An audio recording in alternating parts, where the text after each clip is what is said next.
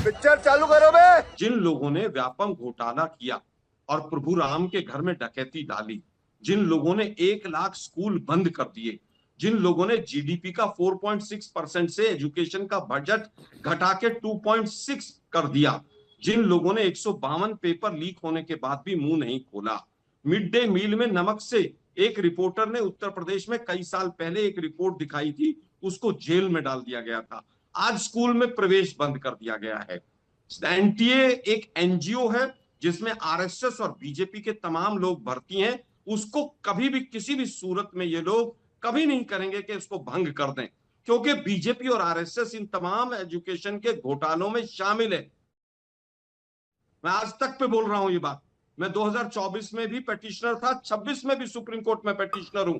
इसमें एनटीए शामिल है, इसमें सीबीआई शामिल है, इसमें मिनिस्ट्री ऑफ एचआरडी के विनीत जोशी के क्या वहां पर क्या रोल है उसकी जांच होनी चाहिए। एक बहुत बड़ी कंपनी है इनोवेटिव व्यू, हमने तो वहां पर टीडीपीएल को जेल में डाला ना, आज तक सीबीआई इनोवेटिव व्यू कंपनी के दरवाजे तक क्यों नहीं गई? वो अच्छा, प्रॉक्सी कंपनी किसकी है? जिसके पास बायोमेट्रिक का और तमाम चीजों का सीक्रेसी का पूरा जिम्मा है।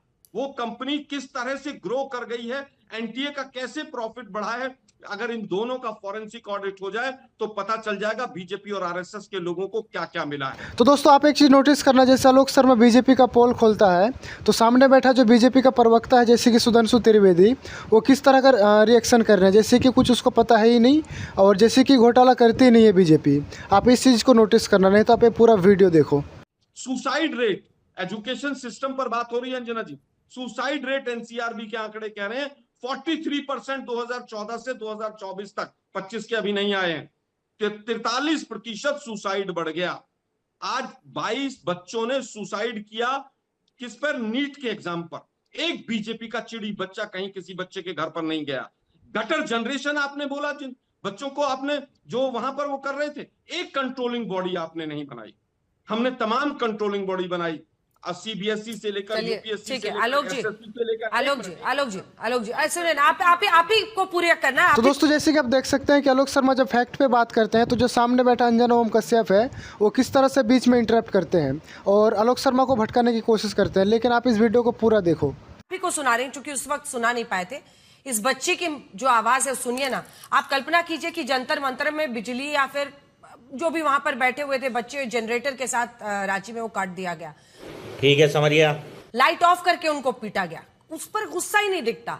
लेकिन मैंने इतनी बड़ी बातें कही, 1 लाख स्कूल बंद करवाने वाला प्रधानमंत्री अगर उनका प्रवक्ता इंफ्रास्ट्रक्चर की बात करता है, जेएनयू और जामिया में लाठियां भाजने वाले वो कोमल शर्मा कहां है, आज तक किसी को नहीं पता है। आरएसएस के और बीजेपी के गुंडे यूनिवर्सिटियों में घुसकर जिस तरह से लाठियां भाजते हैं वो पूरे देश ने देखा है।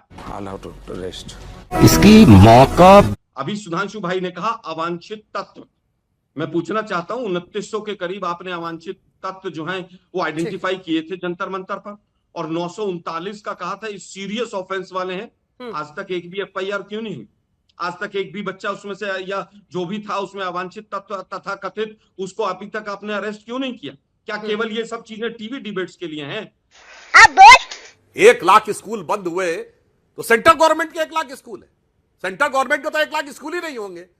कुछ भी आकर यहां छोकना शुरू कर देना। बताओ ना राज्यवार सूची कि पिछले 12 सालों में इस राज्य के इतने बंद हुए, और आप कह रहे हैं 152 पेपर लीक हुए, उसमें राजस्थान के 19 हैं कि नहीं?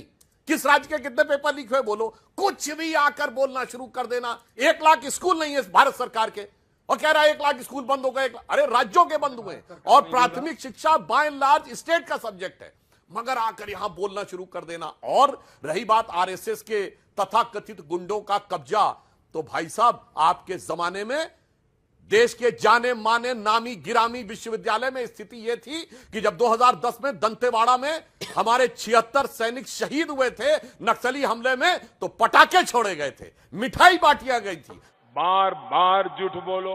और क्यों नहीं बोला था कोई? वो कौन थे? अरे वो तो सेकुलर इंटेलेक्चुअल और लेफ्टिस्ट और सेकुलरिस्ट, अरे वो तो देश की आन बान शान थे। इसलिए किस समय किसका क्या किस ढंग का कब्जा था सारे लोगों को पता है। इसलिए जब बात करिए फैक्चुअल बात करिए, ये नहीं कि वहां से फीड किया गया 1 लाख स्कूल आप बोलने लगे। स्कूल जो होते हैं वो राज्यों। अब मैं सिर्फ एक पॉइंट और कहना चाहता हूं, फिर मैं कह रहा हूं अगर ईमानदारी से बात करनी है तो रांची में तो छात्र सिर्फ इतना कह रहे हैं कि भाई सीबीआई जांच करवा दो, फिर देखिए क्या बकवास बोले।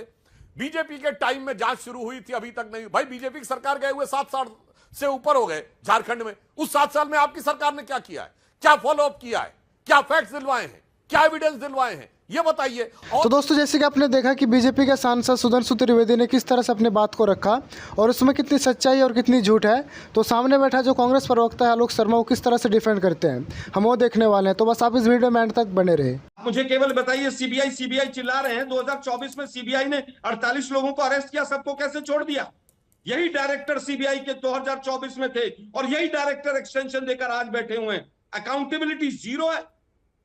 नीट के पेपर में एनटीए ने सुप्रीम कोर्ट में अभी भी लिख कर दिया है कि पेपर आउट नहीं हुआ है। शाबाश बेटा। आलोक जी, तो इस देश में तो बड़ी भयानक एक टाइपो एरर हुई थी जब सोनिया गांधी जी ने अपने हलफनामे में लिखा था कि उनके पास कैम्ब्रिज यूनिवर्सिटी की डिग्री है, और जब सुब्रमण्यम स्वामी ने लगाया था कि भाई कैम्ब्रिज की डिग्री दिखाओ, तो कांग्रेस प्रवक्ता ने आके प्रेस कॉन्फ्रेंस की थी कि नहीं, वो कैम्ब्रिज स्ट्रीट के ऊपर एक स्कूल था, उससे इंग्लिश स्पीकिंग कोर्स किया था, और ये ऑन रिकॉर्ड बोला है, संसद में रिकॉर्ड है कि टाइपोग्राफिक एरर थी, वो गलती से हमने कैम्ब्रिज स्ट्रीट के स्कूल को कैम्ब्रिज यूनिवर्सिटी लिख दिया। उसमें तो सदस्यता चली जानी चाहिए थी। मगर देखिए कैसे टाइपो एरर के ऊपर चुप्पी साधने वाले लोग क्या गुर्रा गुर्रा के यहां पे बोलना शुरू करते हैं। फिर मैं कह रहा हूं, सेटिंग अपराध है और लीक लापरवाही है, दोनों की कैसे तुलना कर सकते हैं आप? रुक, तेरे को बताते तेरी माँ की। अंजना जी, बच्चों से करोड़ों रुपए लेकर एनटीए मुनाफा कमा रहा है, अपराध ये है। कुछ भी और उसमें बीजेपी और आरएसएस के लोग माल खा रहे हैं, अपराध ये है। उसकी फॉरेंसिक ऑडिट करवाइए, मैं अपनी बात पर स्टैंड करूंगा। और वहां टीडीपीएल आराम से अकेले काम कर रही थी। ठीक है आलोक जी, ठीक है आलोक जी, मतलब क्यों ऐसे डिफेंड कर रहे हैं? और सवाल यही है कि ऐसा थोड़ी है कि एजेंसी अपने आइसोलेशन में काम कर रही थी, बच्चे वहां नौकरी का रेट कार्ड दिखा रहे हैं। आलोक जी, अंजना जी, हम डिफेंड नहीं कर रहे हैं। हमने तो तमाम लोगों को, 22 लोगों को जेल में डाल रखा है। अगर हम डिफेंड कर रहे होते तो 22 लोगों को जेल में डालते क्या? नहीं। तो दोस्तों झारखंड में जो पेपर लीक हुआ है उसको लेकर और बीजेपी प्रवक्ता और कांग्रेस प्रवक्ता की बातों को लेकर और पेपर लीक से जुड़ी जितनी बातें हुई उस पर आपका क्या प्रतिक्रिया हमें कमेंट करके जरूर बताएं। और वीडियो पसंद आई हो तो वीडियो को लाइक एंड चैनल को जरूर सब्सक्राइब करें। क्योंकि हमारे इस चैनल पर आपको इस तरह की मजेदार डिबेट मिलती रहेगी। और जल्दी मिलते हैं नेक्स्ट वीडियो के साथ, तब तक के लिए अपना ख्याल रखें। Bye bye.